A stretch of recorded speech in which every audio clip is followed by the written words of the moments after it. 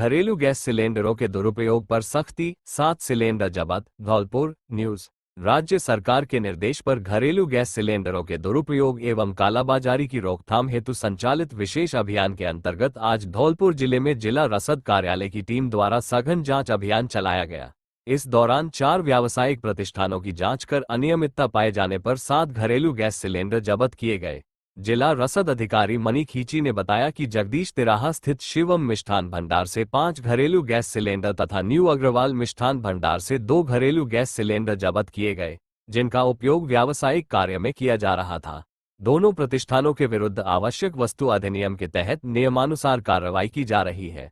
उन्होंने बताया कि जांच के दौरान आशीर्वाद होटल एवं बीकानेर मिष्ठान की भी जांच की गई, जहां व्यावसायिक गैस सिलेंडरों का उपयोग पाया गया, जो नियमानुसार है। इसके अतिरिक्त धौलपुर शहर स्थित शिवन गैस सर्विस की भी जांच कर अभिलेखों एवं वितरण व्यवस्था का परीक्षण किया गया। उन्होंने कहा कि घरेलू गैस सिलेंडर केवल घरेलू उपयोग के लिए ही निर्धारित है, उनका व्यावसायिक उपयोग पूर्णतः प्रतिबंधित है और इस प्रकार की अनियमितता पाए जाने पर कठोर कार्रवाई की जाएगी।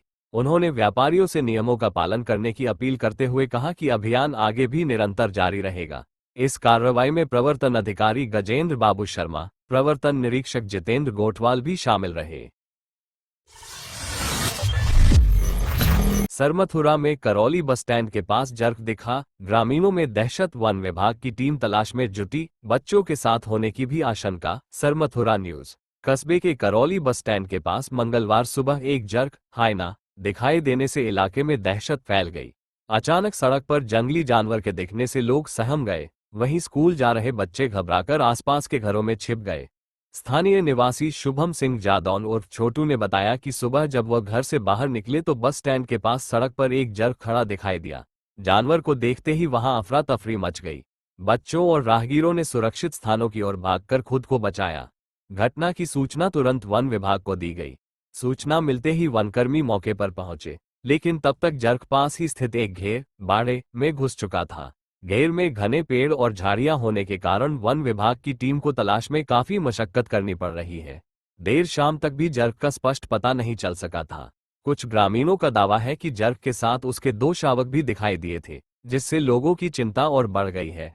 हालांकि वन विभाग ने इसकी आधिकारिक पुष्टि नहीं की है। वन विभाग ने लोगों से अपील की है कि वे सतर्क रहें, अकेले बाहर न निकलें और बच्चों को घर के आसपास ही रखें। किसी भी संदिग्ध गतिविधि की सूचना तुरंत विभाग को देने के निर्देश दिए गए हैं। फिलहाल क्षेत्र में वन विभाग की टीम निगरानी कर रही है और जर्क की तलाश जारी है। धौलपुर में सोमवती अमावस्या पर आस्था का सैलाब, मचकुंड सरोवर में पवित्र स्नान।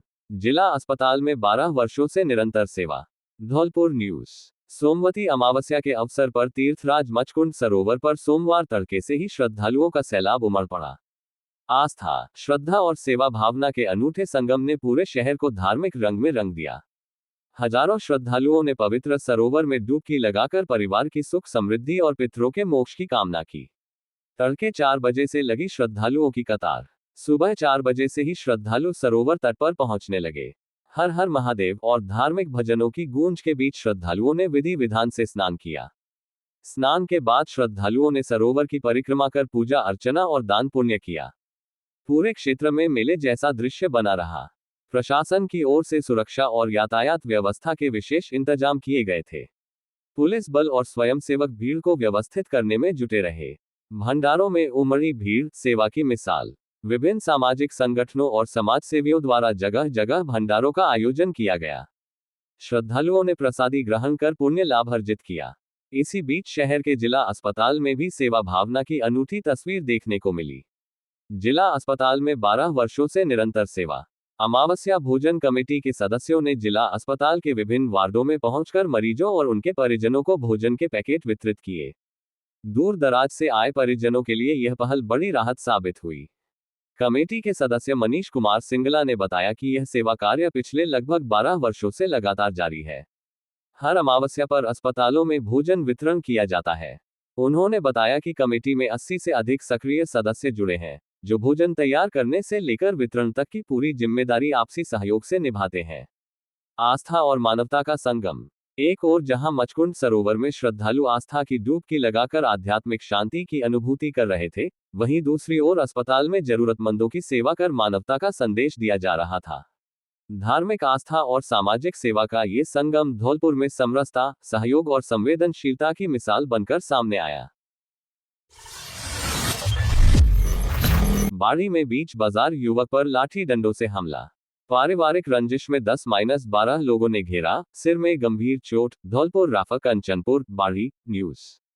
उपखंड के कंचनपुर थाना क्षेत्र में नगला बिधोरा रोड स्थित कोलुआ गांव निवासी 40 वर्षीय सेवक पुत्र मानसिंह गुर्जर पर पारिवारिक रंजिश के चलते बीच रास्ते लाठी डंडों से हमला कर दिया गया। गंभीर रूप से घायल सेवक को प्राथमिक उपचार के बाद जिला अस्पताल धौलपुर रेफर किया गया है। घटना सोमवार रात करीब 8 बजे की बताई जा रही है। घायल सेवक गुर्जर के अनुसार वह बाड़ी बाजार से घर के लिए गहने, सीतारामी, जंजीर और झाले खरीद कर बाइक से गांव लौट रहे थे। रास्ते में बालाजी मंदिर के पास एक दुकान पर गुटखा लेने के लिए रुके, तभी कुछ लोगों ने उनका पीछा करना शुरू कर दिया। पीड़ित का आरोप है कि नगला बिधोरा रोड पर पानी की टंकी के पास 10-12 लोगों ने उन्हें घेर लिया और लाठी डंडों से हमला कर दिया। हमले में उनके सिर सहित शरीर के अन्य हिस्सों में गंभीर चोटें आईं।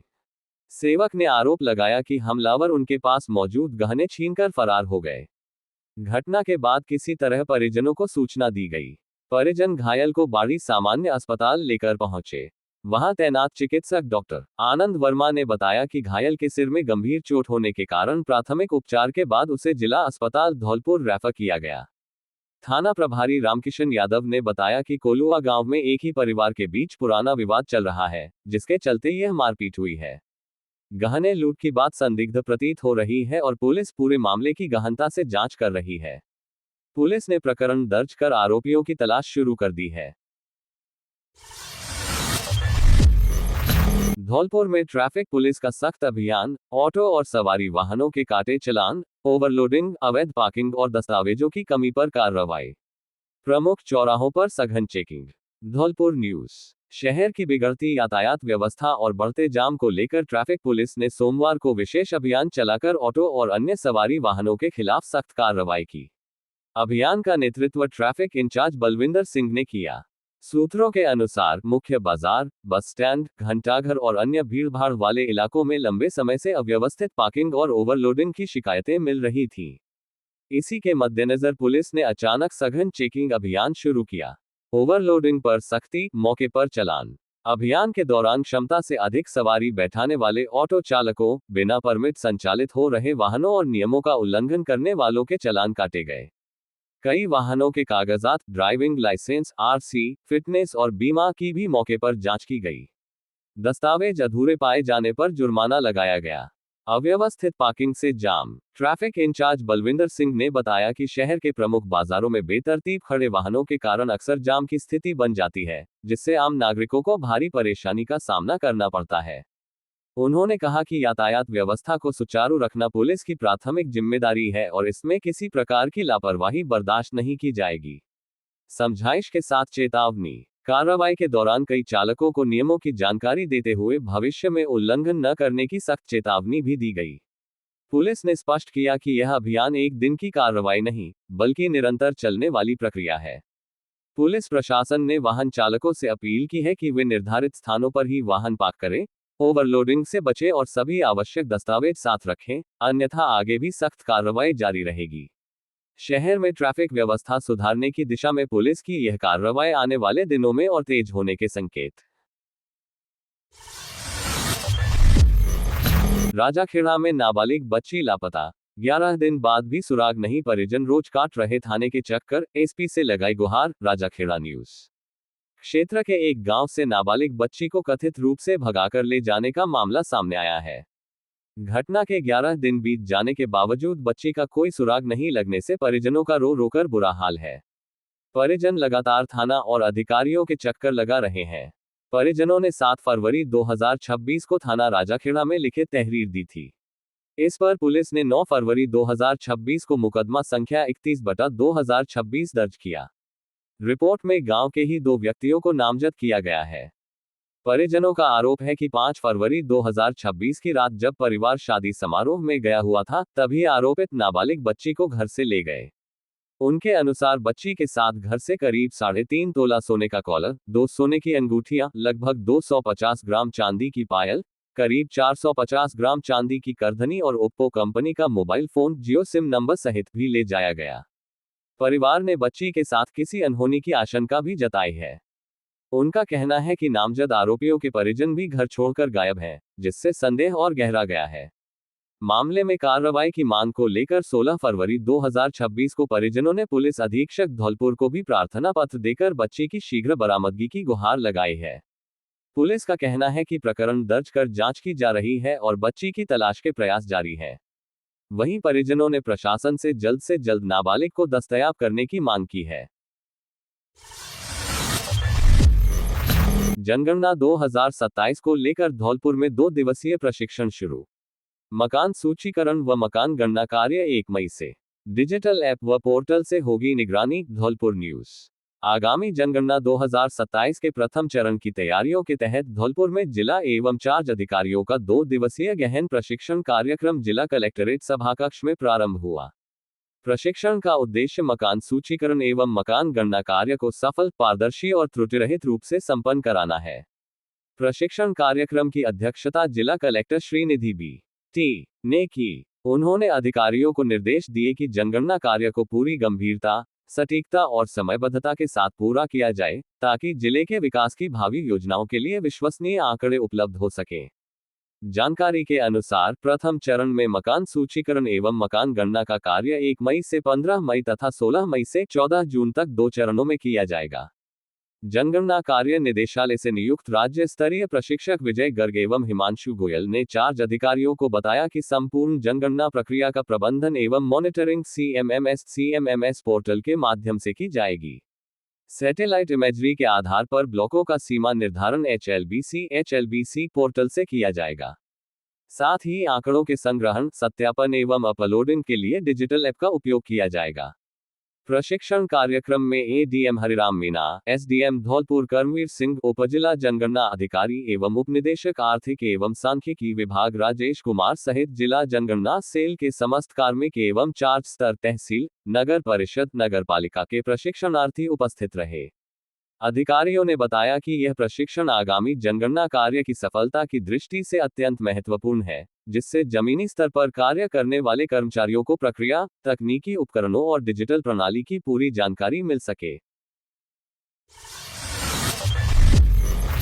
घंटाघर क्षेत्र से 18 जिंदा कारतूस के साथ युवक गिरफ्तार। कोतवाली थाना पुलिस की गश्त के दौरान कार्रवाई, आर्म्स एक्ट में मामला दर्ज। धौलपुर न्यूज।